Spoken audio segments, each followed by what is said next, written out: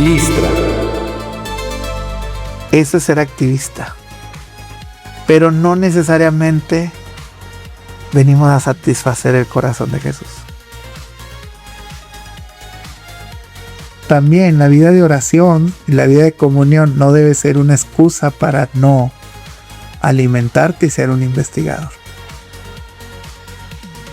El primer mandamiento es amar a Dios con todo el corazón. Y si le amas, entonces le servimos. ¿Qué Biblia recomienda?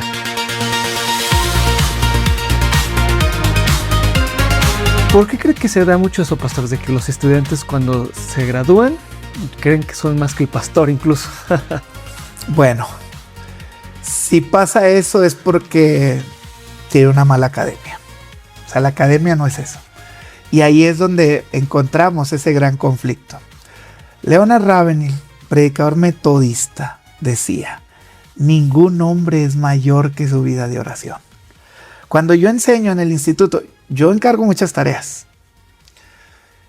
Pero siempre les he dicho, una tarea no sustituye su vida devocional. Entonces, ¿qué es lo que sucede?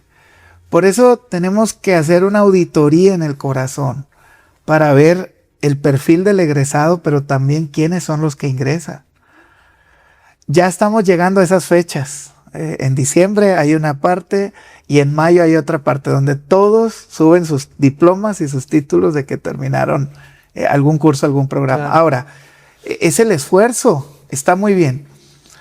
Pero cuando un estudiante comienza a exaltarse, o eso es lo que vio en sus maestros, o en segundo lugar, el perfil académico está mal diseñado, definitivamente. Wow. Porque ese no debería ser el perfil del egresado, porque ese no es nuestro deseo, o no es el deseo docente.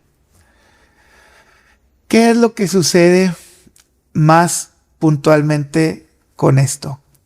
Como cristianos somos activistas, y está muy bien, estamos llenos de actividades. Está bien, pero podemos caer en un error, en un descuido. El autor a los Hebreos dice: tengan cuidado, no sea que nos deslicemos. Y el vocablo que se utiliza aquí para deslizarse es irse así, poco a poco. Nuestro pastor lo ilustra diciendo que es como aquel que se sube a una barca y la medio amarra y no lo amarra bien, para cuando acuerda ya se deslizó y ya no está en la orilla por negligencia. Muchos cristianos llevan un estilo de vida así, donde se están deslizando porque ven muchos programas, porque leen cosas que a lo mejor no debieron de haber leído, o no tienen el sentido crítico en ese momento para analizar el bien de lo mal, ¿no? Con argumentación bíblica. Tiene una persona muchas actividades. Yo puedo estar predicando ahorita aquí, voy a predicar aquí en esta área, y yo puedo llegar a Reynosa el lunes, ¿sí?, con el favor del Señor, y decir: he venido a satisfacer el corazón de Jesús porque, mira, grabé un podcast, estuve, ¿no?, con los hermanos de Listra, estuve predicando acá, di una conferencia acá, hice esto, wow, ¿no? En una semana prediqué 5 veces. Yo puedo llegar a mi casa y pensar que he hecho algo bueno por la obra de Cristo. Eso es ser activista.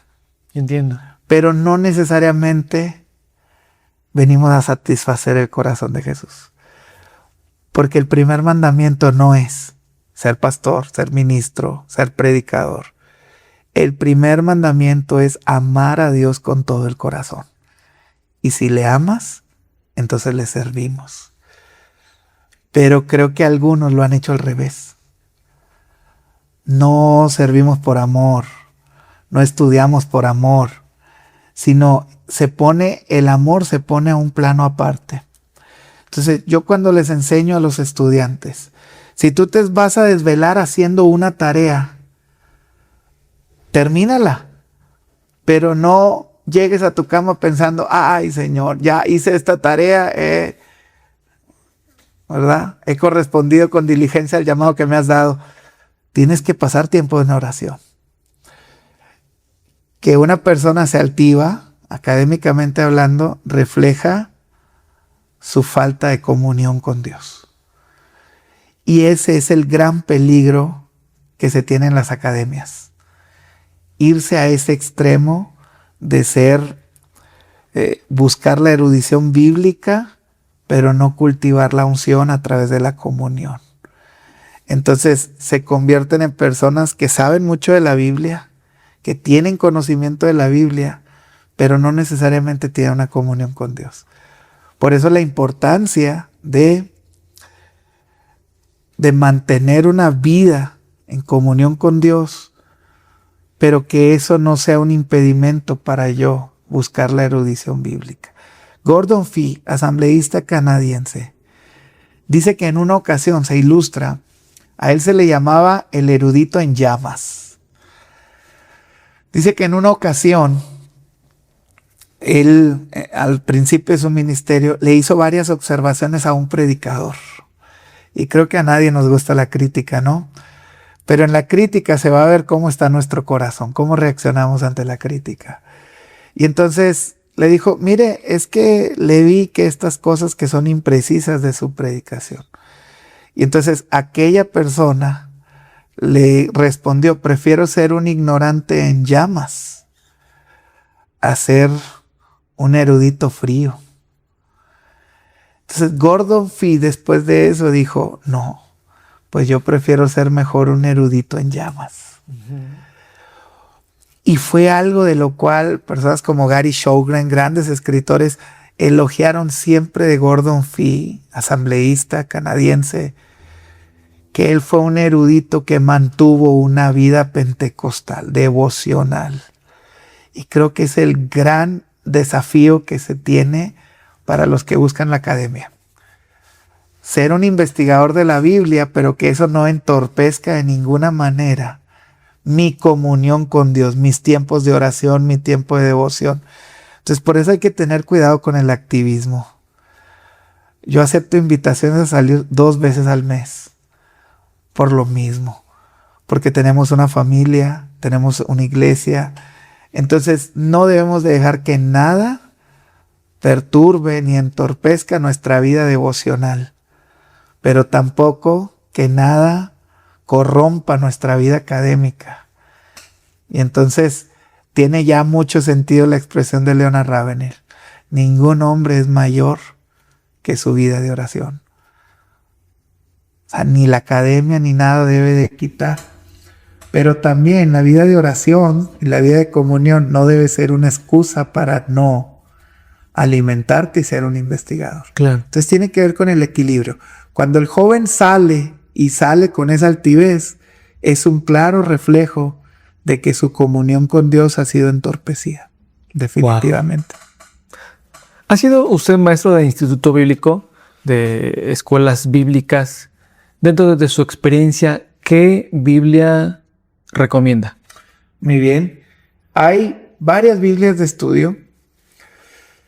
Y la gran pregunta es la que siempre, ¿cuál es la mejor? Y la respuesta que siempre trato de dar es, ¿para qué necesitas tu Biblia de estudio? ¿No? Hay Biblias muy buenas. Mi acompañante en mi tiempo del Instituto Bíblico fue la Biblia de estudio Riri. Y esa Biblia traía muchos recuadros y traía buenos comentarios.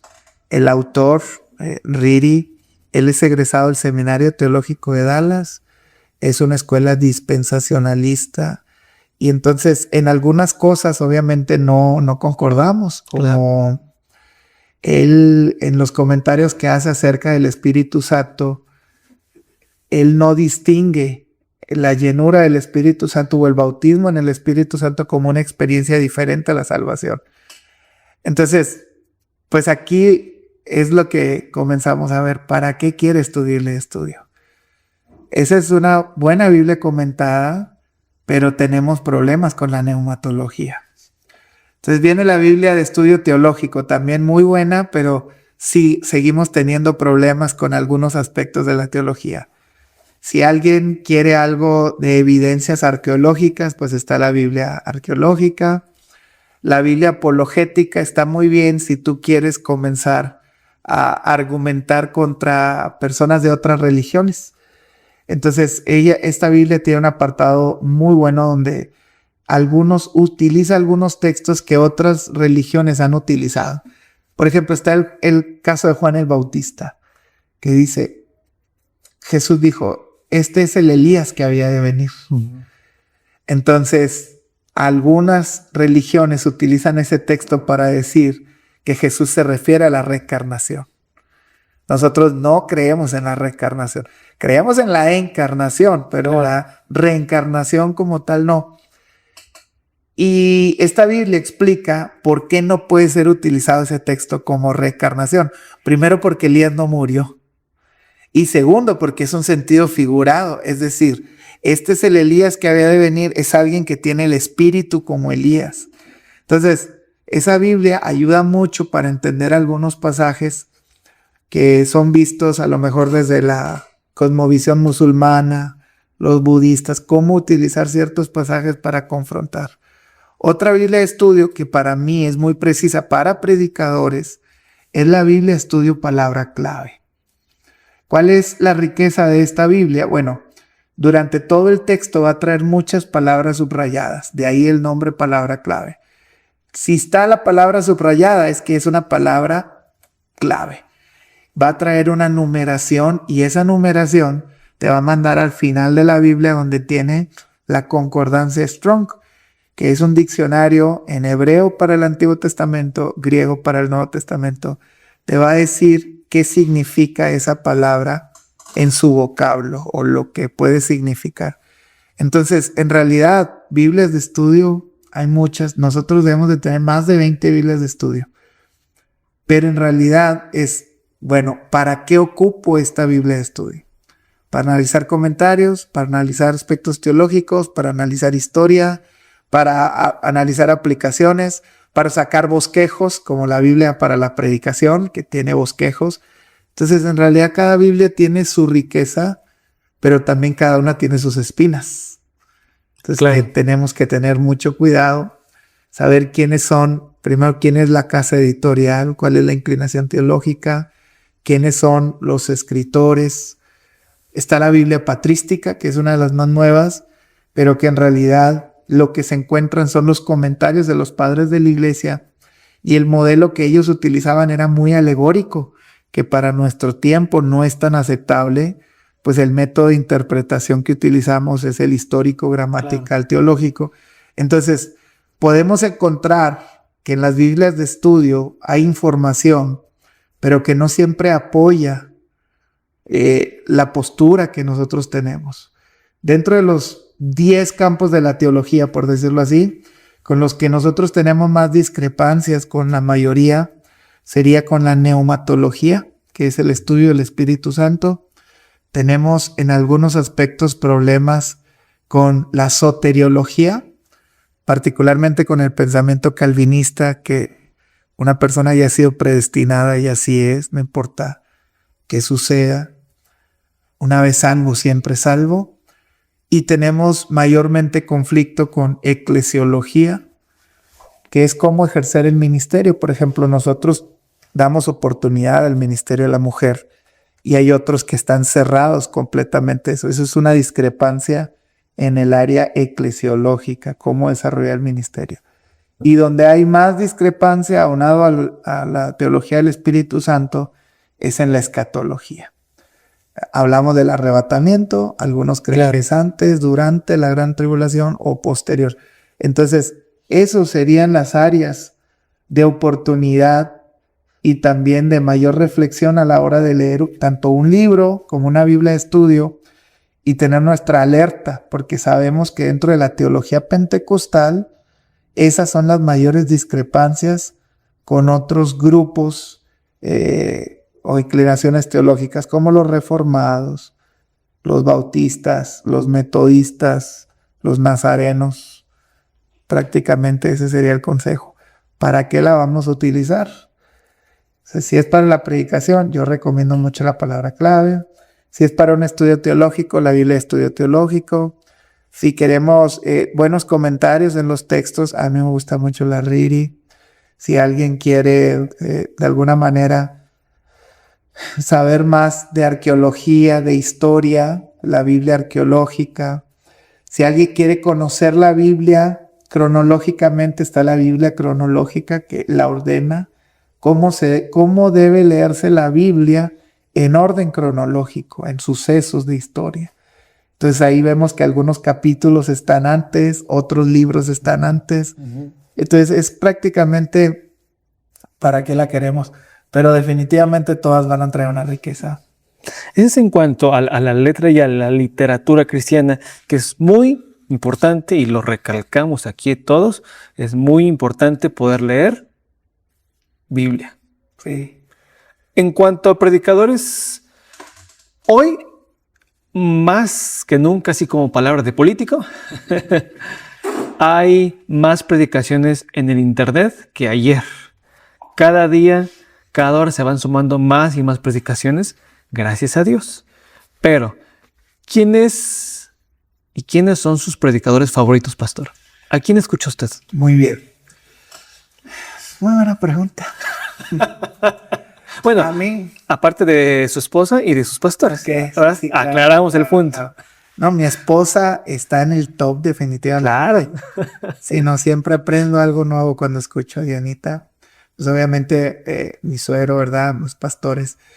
Pero fuera de ellos, Leonard Ravenhill para mí, metodista, era un gran predicador. Ya falleció, pero pues obviamente ya no tiene nuevas predicaciones, pero uno de sus libros, ¿Por qué no llega el avivamiento? Y las predicaciones que incluso en YouTube hay algunas de ellas, son impresionantes. O sea, era un hombre que tenía un ministerio de despertar conciencia.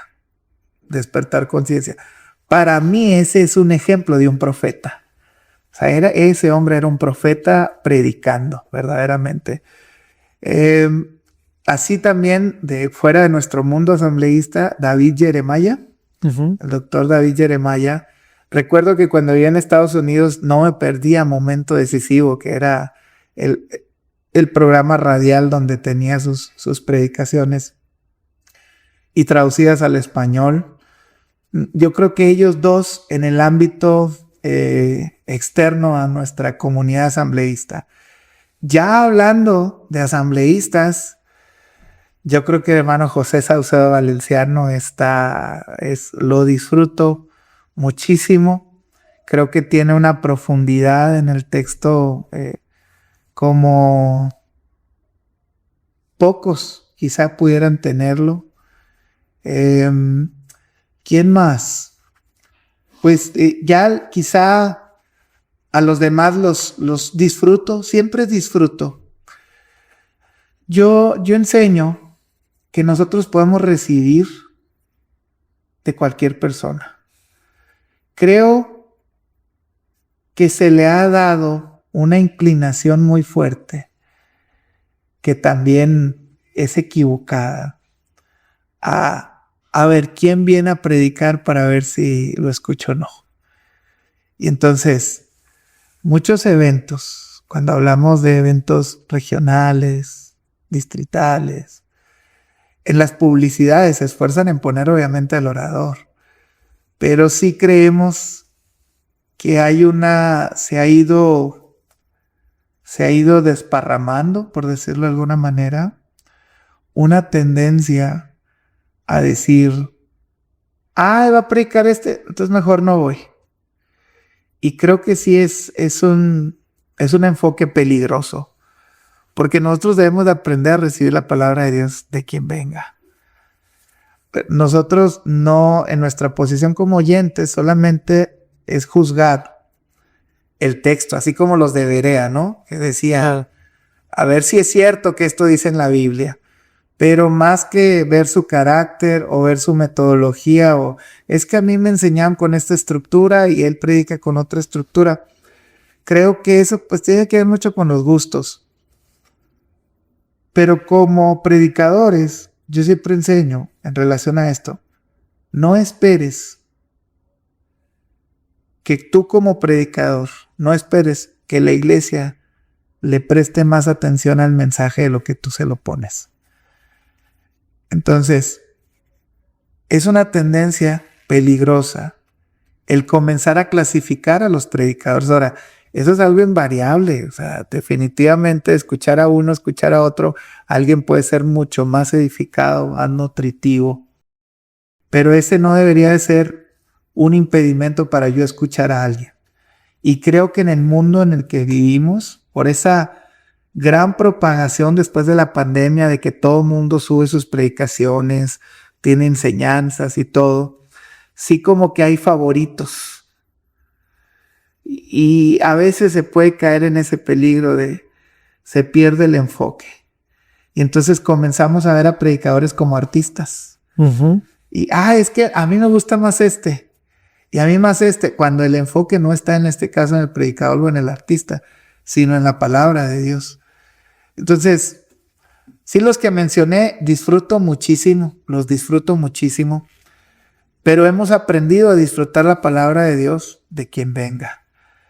Pudiera mencionar el hermano Daniel de los Reyes, el hermano Gilberto Cordero, pudiera mencionar al hermano Abel Flores. O sea que cuando tú los escuchas, el mensaje es muy preciso y muy puntual. El hermano Enrique González también es una predicación que yo disfruto mucho, pero para mí siempre está en un lenguaje muy elevado, ¿verdad? Entonces, pudiera hablar de grandes predicadores de nuestro concilio. Ya si hablo de gente más contemporánea de mi edad, pudiera hablar de Osiel Méndez, pudiera hablar de, no sé, Caleb Alday, y pudiéramos dar nombres de varios predicadores que Dios los usa, pero sí el enfoque está más dirigido a, pues yo voy a escuchar la palabra de Dios, y debería de ser, y la voy a escuchar del orador que Dios ha tenido a bien tenerlo, ¿no? Y ir eliminando esa perspectiva de, este sí es bueno, este no es bueno, este sí, este me gusta más. Y siempre tener la responsabilidad de quien venga la palabra de Dios, escucharla. ¿Por qué? Porque yo como predicador, yo no debo de esperar que los demás le presten más atención de lo que yo le voy a poner como predicador. Entonces, esto lo hablo yo como oyente, no como predicador. Porque ¿qué pasa con algunos predicadores? Cuando escuchamos que otro está predicando, nos salimos o vamos, hacemos otro. Pero nuestro enfoque como predicadores deberíamos de ser los primeros en prestar atención de quien Dios ha elegido para que se comparta el mensaje de la palabra de Dios. Que se ve mucho no quiero decir nombres, pero cuando se juntan muchos pastores en un lugar específico o predicadores a escuchar a alguien, se juzga mucho de que su sermón no está bien estructurado, sí, claro, de que el título o el tema, sus puntos no sé qué, que su mensaje lo combinó, cosas así, ¿no? Usted es maestro de Instituto Bíblico. Sí. ¿Tiene un manual que lo ocupa para dar sus clases o a la Viva México, dicen por ahí? Bueno, depende de la materia. Ajá. Pero una de las áreas en las cuales hemos podido desarrollarnos es en homilética. Y bueno, tuvimos la oportunidad de publicar un libro, Estructurando el Ministerio de la Predicación. Aquí lo tenemos. Muy bien. Es ¿no? Estructurando el Ministerio de la Predicación. Principios homiléticos para desarrollar la predicación bíblica. Este libro yo lo escribí justamente porque yo tuve una experiencia cuando yo fui estudiante. Llevamos varios libros de texto y cada libro obviamente presenta su manual, su forma de comunicar los sermones. Algunos de ellos datan de por ejemplo, el de Orlando Costas, me parece que es del 88, 89, pues ya tiene sus años. Yo nací en el 88, entonces en ese año lo estaba publicando, que es la comunicación a través de la predicación. Luego está algunos todavía más abajo, en los 60, como el Sermón Eficaz de James Green. Entonces, pudiéramos hablar de varios libros. La realidad es que esta es una materia ministerial. Al ser una materia bíblica ministerial, porque también es bíblica, nos damos cuenta que cada quien tiene su propio manual. O sea, yo ejercito el ministerio de esta manera, otra persona lo ejercita de otra manera. Tiene que haber también con la cultura en cada país, incluso en cada estado, en cada ciudad. Entonces, yo dije, voy a elaborar un material que esté basado no en lo que necesariamente otros han dicho, sino en lo que yo llevo a la práctica. Y lo que yo llevo a la práctica, pues mucho es lo que otros han dicho. Obviamente, no descubrimos, no hay un descubrimiento que diga, no, esto nadie lo dijo. Entonces, la estructura que nosotros propusimos sí tiene a lo mejor un orden diferente o tiene una cosmovisión diferente a como algunos otros lo enseñan, pero fue el trabajo que nosotros vimos que fue lo más práctico enseñarlo con los estudiantes. Entonces se presenta la oportunidad y viene el editorial Comenzar de Nuevo y decidimos publicarlo, nos animaron, hicimos la inversión y en abril del 2019 entonces fue la fecha en que se publicó. ¿Y qué sucede? Pues comienza a tener buena aceptación y para febrero del 2020, por el CONADEC, que es el Consejo Nacional de Educación Cristiana, ellos aprobaron el libro para que fuera el libro de texto en Asambleas de Dios México para los 60 institutos bíblicos del país con sus extensiones. Ahora, es verdad que algunos institutos son libres de utilizar su material porque no es una camisa de fuerza. Claro. Pero es el libro sugerido por la organización, por el famoso CENCAM, que es el sistema educativo que incluye el material de los libros actualizados y sugeridos.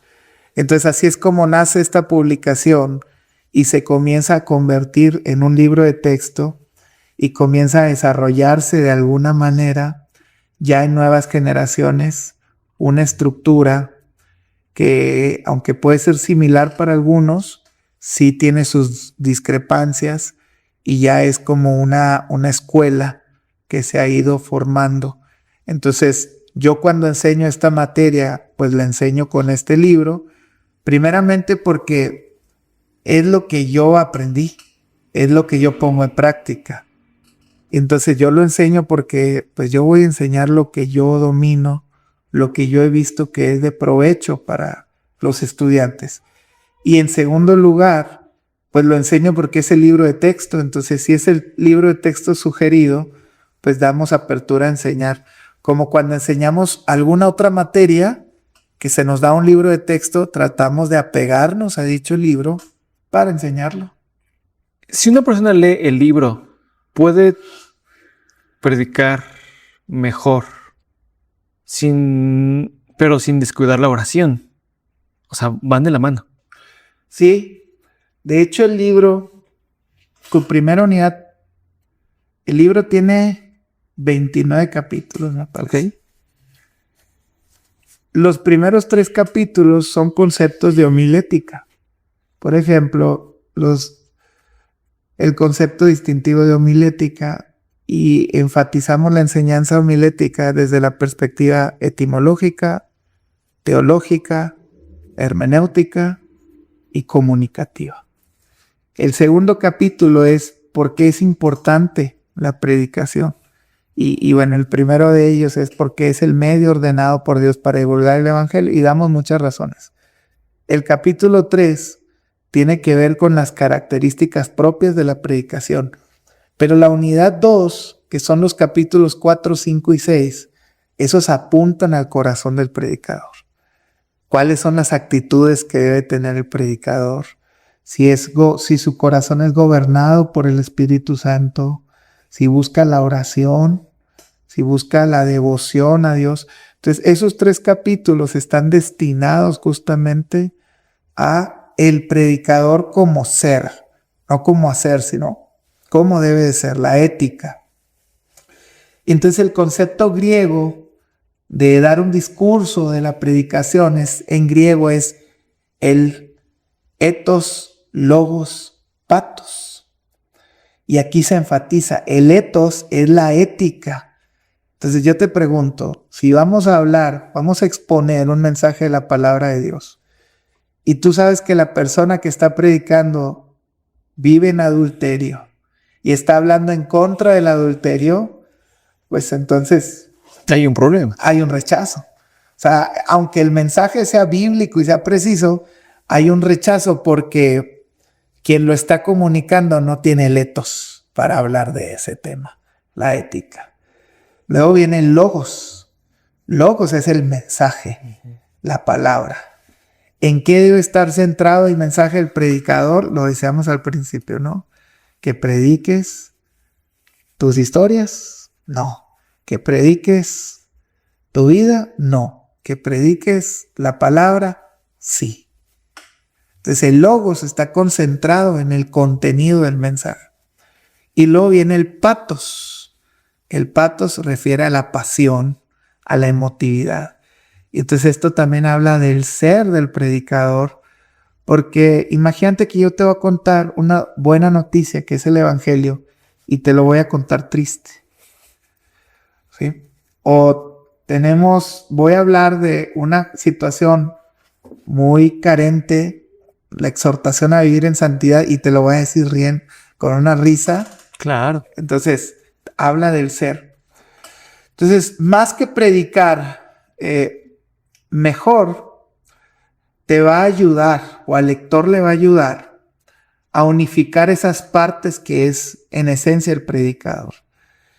Si tú le preguntas, si hiciéramos una encuesta donde preguntáramos ¿cuál es el éxito del predicador? O lo que las personas pensarían que es el éxito del predicador, habría mucha discrepancia. ¿En qué radica el éxito del predicador? Te voy a decir lo que yo he escuchado. Algunos dicen que el éxito del predicador radica, los que están pensando en dinero, ¿en qué radica? En una buena ofrenda. Exactamente. Los que están pensando en comida, en una buena cena, que te lleven a un buen restaurante, ¿no? Los que están pensando en la ciudad o en volver a asistir, ¿verdad? Pueden decir que el éxito radica en que los vuelvan a invitar. Entonces, algunos unifican las 3, ¿no? Que haya buena ofrenda, que haya buena comida y que te vuelvan a invitar. En eso radica el éxito del predicador. Algunos quizá más místicos dicen, no, es que el éxito del predicador radica en la famosa foto donde yo estoy en el altar ministrando. ¿Sí? O radica en cuánta persona pasa al altar. Claro. Cuánta gente se cayó. Cuánta gente lloró. Entonces, nuevas generaciones de predicadores que se les ha enseñado o que a través de redes sociales han visto que ese es el éxito en la predicación, que es lo que van a buscar a la hora de predicar.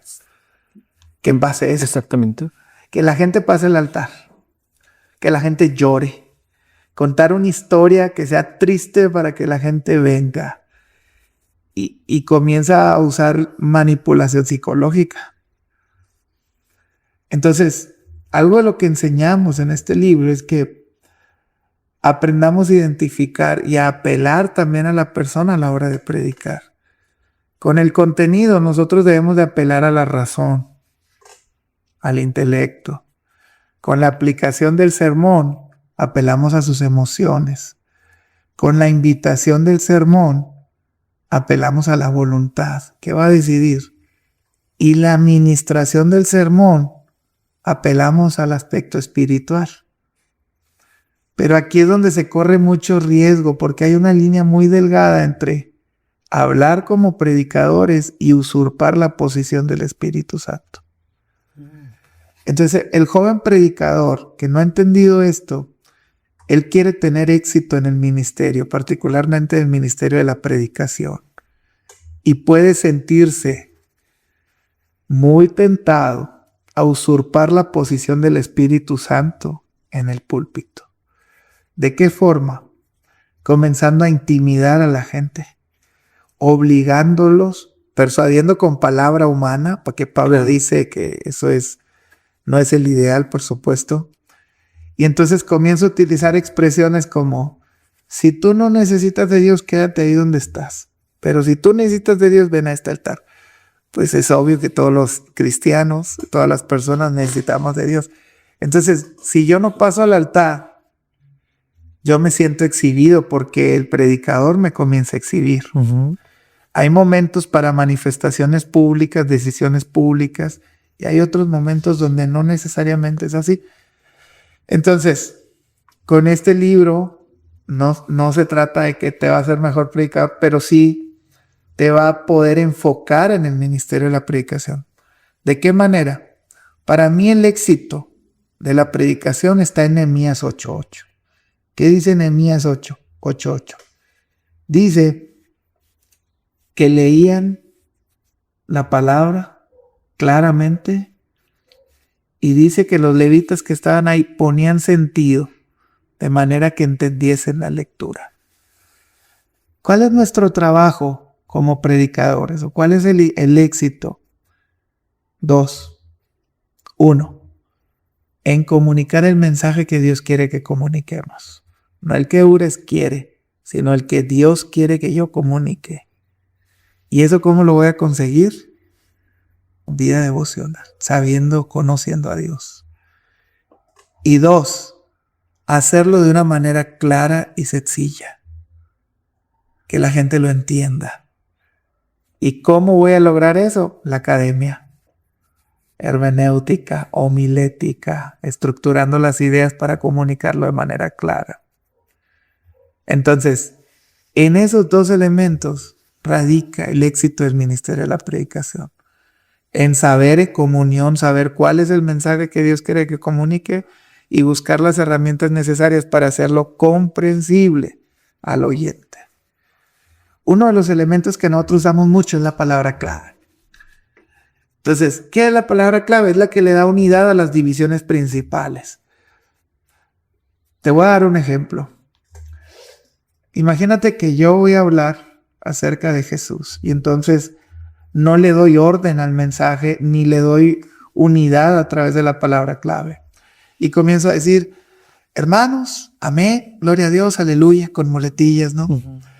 Hoy quiero hablarles, ¿verdad? Amén, hermanos, de la palabra de Dios. Quiero hablarles de Jesús, quiero hablarles unos puntos, unas cosas de Jesús importantes. Por ejemplo, en primer lugar, quiero hablarles acerca de la resurrección de Jesús. Amén. También es importante que yo les hable de su ministerio terrenal. Es importante que les hable de su ascensión y de su crucifixión. Amén. Gloria a Dios. Aleluya. Entonces yo te pregunto, ¿cuáles fueron las divisiones principales? ¿Pudiste captarlas? Está difícil. Claro. ¿Por qué? Porque no hay un orden, no hay una estructura. Las ideas, a lo mejor el predicador las tiene muy claras. Pero no lo transmitió. Es correcto. Y entonces estamos acostumbrados a decir, si no entiendes, entonces tú fallaste porque no me entendiste. Pero en didáctica y en pedagogía debemos de comprender que desde esta perspectiva, ningún método de enseñanza es superior al diseño de la mente humana. Entonces, ¿yo qué es lo que tendría que hacer? Lo que yo tendría que hacer es, y si él no es el que está fallando y soy yo el que estoy fallando a la hora de enseñar y de comunicar. ¿Es correcto? Sí, y entonces aquí entra una estructura. El mismo ejemplo, pero ahora ordenado con una palabra clave y con su tema.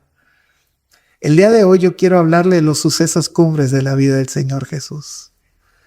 El primer suceso cumbre es su ministerio terrenal. Jesús hizo muchos milagros. El segundo suceso cumbre es su crucifixión en la cruz del Calvario. Jesús murió por nuestros pecados. El tercer suceso cumbre es su resurrección. La tumba está vacía. Jesús se levantó con poder. La muerte no le pudo retener. El cuarto suceso cumbre es su ascensión. Él ascendió y nos ha dado a su Espíritu Santo para que Él siga ejercitando el ministerio en cada uno de nosotros. ¿De qué te hablé? De los sucesos cumbres de la vida de Jesús. ¿Cuáles fueron los sucesos? Número 1, ministerio terrenal. Número 2, crucifixión. Número 3, resurrección. Número 4, ascensión. Orden cronológico, con unidad de pensamiento, con progreso, con una palabra clave. Entonces, ¿qué pasa? Un predicador que no comunique con efectividad el mensaje, pueden decir de él cuando termina el culto, aunque haya estado muy bonito, oye, ¿fuiste al culto? Sí, no sabes, estuvo bien bonito de lo que te perdiste. ¿Y de qué habla el predicador? No sé, pero estuvo bien bonito. Entonces, sí, ese es el énfasis. Claro. Si yo hago que la persona lo entienda, entonces la persona lo puede compartir. Y si lo comparte, entonces se cumple el proceso de lo que hablábamos de Romanos 10, del 13 al 15. Y entonces todos comienzan a compartir la palabra de Dios. ¿Por qué? Porque la han entendido. Nehemías 8:8, ese es el énfasis.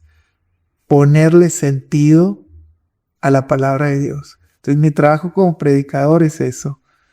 Ponerle sentido al mensaje que Dios tiene en tu vida, que tú lo puedas entender, que lo puedas decodificar para que te lo lleves puesto y entonces sepas qué es lo que tú tienes que practicar, lo que tú tienes que vivir, lo que tienes que cambiar, lo que tienes que hacer, definitivamente. Dios es el Dios de orden que nos ayuda a predicar con orden y en orden de la palabra de Dios, ¿no? Sí, claro. Hablando un poco sobre el Espíritu Santo, yo como predicador, vamos a ponerlo así, me gusta hablar del Espíritu Santo. Oro y me gusta el tema y es muy importante y fundamental. Pero, ¿cómo puedo discernir si me estoy convirtiendo en un neopentecostal? Bueno, habrá que partir primero de que es un neopentecostal. Para empezar. ¿Verdad? Para empezar. Aquí, más que un neopentecostal, sería en convertirme en hacerme místico, ¿verdad? En ese sentido. Hay hermanos neopentecostales que tienen una buena doctrina. Hay algunos otros que obviamente, como así los entendemos, no me gustaría que todos los metiéramos en el mismo saco como lo han hecho al de los pentecostales. Entonces, sí es importante porque creo que tiene mucho que ver con el analizar con mayor precisión la Biblia. Y entonces tiene que ver con que yo identifique el modelo de interpretación bíblico, porque el misticismo normalmente nos lleva, o es el resultado del modelo de interpretación alegórico, donde yo alegorizo todo.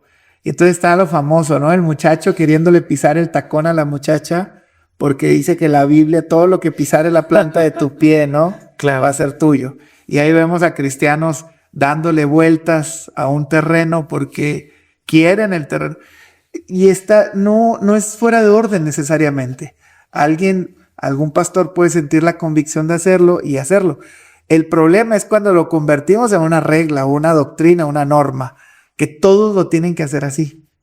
Y entonces nos hacemos dogmáticos y comenzamos a enseñar más así es, a que realmente no necesariamente es así. Y entonces, una de las formas que nosotros podemos o nos puede ayudar para prevenir y caer en el misticismo es que yo comience a darle el valor a la palabra de Dios en su género literario. ¿Sí? Encontramos que la Biblia tiene diversos géneros literarios. No es lo mismo que sea un libro literal a que sea un libro literario. Cuando hablamos de un libro literario es que posee varios géneros literarios. Cuando hablamos de un libro literal es que totalmente así como es literal.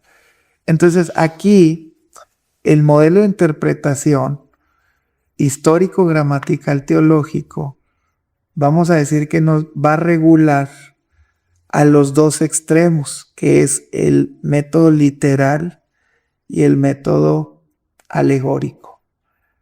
¿Por qué? Porque el método literal te exige que tal cual como estás y lo practiques. Y entonces cuando Jesús dijo, si tu ojo te es ocasión de caer, sácalo. Claro. No está hablando en un sentido literal. Pero también luego vemos elementos literales en el texto que nosotros o a alguien se le ha ocurrido que hay que alegorizarlo. ¿Sí? Por ejemplo, se dice del día de Pentecostés, previo al día de Pentecostés, estaban en el aposento alto y dicen que estaban María, Magdalena y las demás llorando. Y entonces alguien dice, no es que estuvieran ellas literalmente, es que cada una representa a una cualidad, pero el texto es narrativo. Entonces, si es narrativo, es literal lo que está diciendo. Si eran ellas como personas. Claro. Entonces, el misticismo, eso es lo que trata de hacer.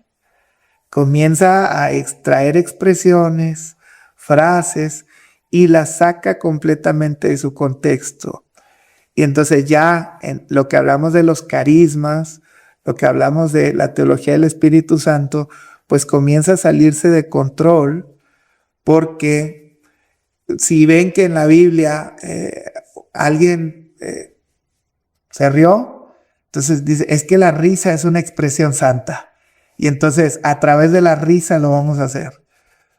Vemos en el día de Pentecostés, Hechos capítulo 2, hay eventos normativos y hay eventos que en hermenéutica se les puede llamar fenomenológicos.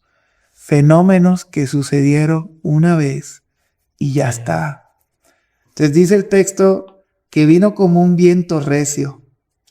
Y entonces un predicador que saca esto de contexto puede comenzar a soplarle a la persona en la administración, porque dice que se requiere del viento para la llenura del Espíritu Santo. Y luego dice, y el Espíritu Santo es como el viento también, porque no se ve. O sea, comienzan a unir varias cosas que no necesariamente van en ese contexto. Y entonces está el predicador soplándole, y vemos, ¿no? Que al soplido la gente tiene que caerse. Eso es misticismo.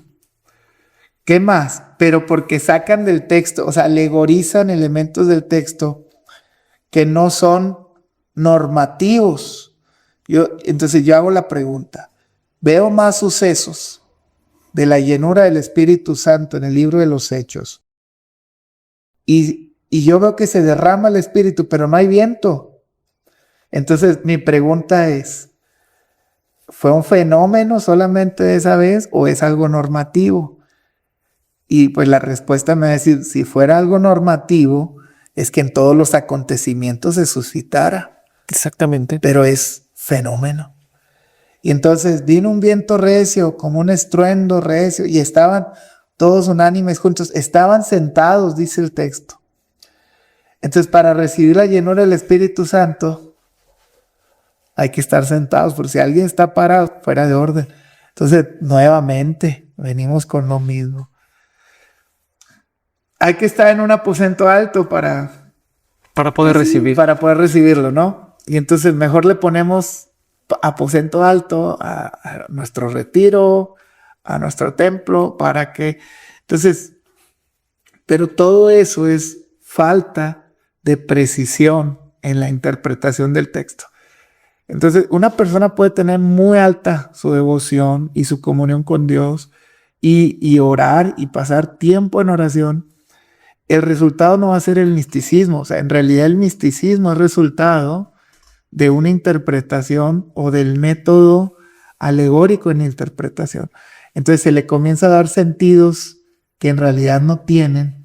Se comienza a crear dogmas o a dogmatizar, por decirlo de alguna manera, elementos que no deberían de ser, y eso llevan también en muchas ocasiones al desorden, a que la gente lo practique como bien le parece, y algunos lo interpretan como un avivamiento, algunos lo interpretan como una manifestación gloriosa, que ojo, pudiera ser, Claro. pero la realidad es que sí debería estar siempre sustentado con la palabra de Dios.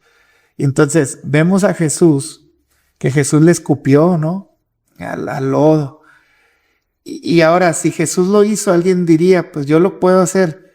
Está bien, pero no vemos que Jesús lo haya vuelto a hacer. La intención de Jesús nunca fue, de alguna manera, crear un dogma para que esa situación tuviera que ser así, ¿no? Pasa también con el aceite se unge, se utiliza, pero entonces vienen los fetiches o las cábalas, ¿no? También, ¿no? Es que si lo haces de esta manera, así es como funciona. Y se le comienza a dar más poder, misticismo, a elementos, a utensilios, que en realidad la presencia de Dios a través de su Santo Espíritu. Todo eso, ¿cómo se puede erradicar de manera local en una iglesia? Pues creo que primero compete al Ministerio de Educación de la iglesia, comenzando por el pastor. Pero es muy difícil si el pastor lo concibe de esa manera, esa va a ser la práctica, ¿sí? Voy a contar una ilustración que normalmente se utiliza para la resolución de problemas. Porque dentro de nuestra perspectiva o dentro de la forma de hacer iglesia, dentro de nuestro movimiento, de nuestro entorno, muchos pastores son pastores de iglesias que no fundaron. Entonces ya tuvieron la enseñanza de otro pastor. Claro.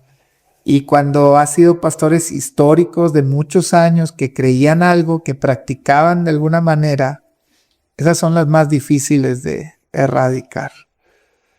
Se dice que un pastor llegó a una iglesia donde el pastor duró 50 años y entonces llega el nuevo pastor. Y lo primero que hace es que ve un piano grande, viejo, disfuncional en el altar. Y una de sus primeras fue quitar el altar y quitar el piano y ponerlo en otro lugar. Lo destituyeron como pastor. Wow. Volvieron a poner el piano donde estaba. Viene otro pastor, hace exactamente lo mismo, lo destituyeron como pastor. Entonces viene otro pastor y él comienza a indagar por qué habían quitado a los otros dos pastores y dijeron por el piano. Se dieron cuenta que era porque habían movido el piano. El asunto es que el piano, 50 años tocó el pastor anterior en ese piano. Veían en ese piano al siervo de Dios, cuántos momentos gloriosos no disfrutaron. Y entonces este pastor nuevo fue muy prudente. Entonces se dio cuenta que estorbaba y que nadie más podía tocar ese piano. Entonces él decide en un culto moverlo unos cuantos centímetros. Otros pasaron las semanas, movió otra vez. Lo movió con el pasar de las semanas, hasta que un miembro de la iglesia dijo, pues este piano ya nos está estorbando aquí. Pastor, ¿cómo ves si lo movemos para acá? Yo pienso que hay que moverlo para acá, como dice. Y lo movió. ¿Qué hizo la diferencia de ese pastor a los demás? La prudencia. A veces, cuando nosotros llegamos a una iglesia que tiene prácticas de las cuales no necesariamente estemos de acuerdo, tienen que ser enseñadas con prudencia, pero con el respaldo de la palabra de Dios. Tenemos que hacerle ver a la iglesia por qué dicha práctica es correcta o es incorrecta, o por qué dicha práctica no debe ser considerada como un dogma dentro de la iglesia, porque esa es otra. A veces, si es una práctica que no entorpece a nuestra comunión con Dios, pues yo digo, pues si no entorpece, pues ¿para qué la quitas? Claro. ¿Sí? Ahora, si es un atentado directo, ¿sabes qué? Sí. Entonces, ahí es donde también a veces se quiere hacer iglesia conforme a uno. No, es que yo así crecí y así debe ser. Entonces uno comienza a ser legalista, comienza a ser dogmático. Creo que hay etapas en la iglesia con miembros donde la enseñanza debe ser así dogmática. ¿A qué me refiero con enseñanza dogmática? No dar explicación, así es y punto.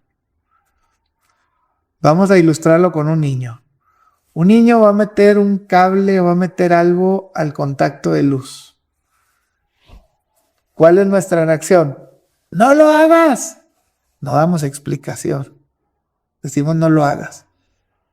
Porque, ¿qué pasa cuando el papá dice, hijo, no lo hagas porque mira, si tú introduces eso vas a recibir una carga de tantos volts y ya cuando le estás explicando, el niño ya le mete el cable. Exactamente. Entonces, a veces es dogmática por protección, pero llega un momento que hay una madurez en las ovejas, en los creyentes, que ya comienza a tener análisis crítico, sentido crítico en la fe. Ya no son unos neófitos, ya no son unos principiantes. Entonces ahora sí tenemos que dar una explicación. Bueno, sabes que la vez pasada enseñamos que esto no es por esto, por esto, por esto, por esto. Pero en sí el énfasis para cambiar, para estructurar de mejor manera algunas prácticas dentro de la iglesia es a través del ministerio de la enseñanza. Y la enseñanza debe estar sostenida, fundamentada en la palabra de Dios, definitivamente. Totalmente de acuerdo. La palabra es fundamentalmente en todas las áreas de la vida y en todas las edades y en todos. Maestro de Instituto Bíblico, pastor, pero también es esposo. Es correcto. Y padre de familia, ¿verdad? Pero entra una pregunta que nos gusta mucho repetir en cuanto se pueda. ¿Cómo fue la historia de amor con su esposa? Yo venía de un antecedente de México, del crimen organizado. Predicaba cada fin de semana, dormía en una ciudad diferente. Me invité a salir porque yo quiero casar conmigo. Me quedas las cosas. Hay una persona que suspira por usted